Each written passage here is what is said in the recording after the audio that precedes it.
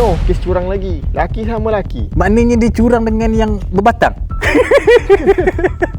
Orang nak curang dia, Dia curang jatuh. Podcast tanpa studio. Podcast tanpa studio, tak tapi tak jaga. Nak try ni, King. No, kes curang lagi. Tapi bukan laki curang dengan perempuan. Lepas tu? Laki sama laki. Macam mana kejadian tu? Jadi dia macam laki ni, dia suami orang. So dia curang. Dia dah kahwin dah? Dia dah kahwin dah. Dia curang dengan orang lain pula. Curang dengan orang lain tu, curang dengan lelaki. Maknanya dia curang dengan yang berbatang? Berbatang. Batang bertemu batang. Pendapatmu, okey? Dia macam mana nak cakap Okey. Susah nak ulah ke tak? Orang nak curang dia curang jatuh. Bodoh. Macam mana nak cakap benda ni? Dia Tiada kata-kata. tak ada kata-kata.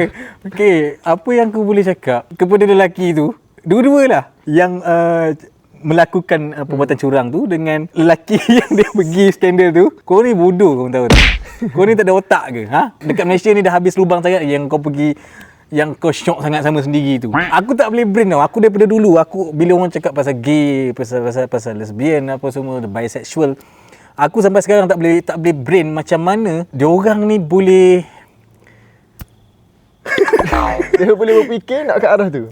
macam mana dia orang boleh rasa Suka. suka sama suka lelaki tu. Okey, tak apalah kalau kau cakap pasal ujian, itu degaan dia orang, itu sini. Tapi benda tu basic kot aku rasa. Fitrah lelaki adalah perempuan, fitrah perempuan adalah lelaki. Tapi macam mana terdetiknya hati kau nak dekat lelaki sama jenis? Mencelah sikit lagi. Aku rasa jenis pemikiran dia ni jenis yang perempuan banyak masalah dia fikir. Perempuan ni tak faham orang lelaki. Okay, contoh aku kawan dengan kau. Aku rasa kau lebih faham aku lagi. Aku cerita, engkau dengar. Aku pun suka dengan kau, okey? Macam tu kot fikiran dia orang lagi. Okey lah, kalau macam gitu, itu suka berkawan tak apa. Ini kalau sampai dah nak bercinta lah, nak orang kata apa ni, nak bersama, nak sweet-sweet macam kau tu perempuan, padahal kau sedar tak yang kau ni engkau ni sama jenis. Aku tak boleh brain benda tu je sampai sekarang. Bukanlah aku cakap aku ni sangat. Tapi kalau ada orang macam gitu, aku tak judge. Aku tak judge depan-depan. Tapi aku judge. Kau judge? Aku judge.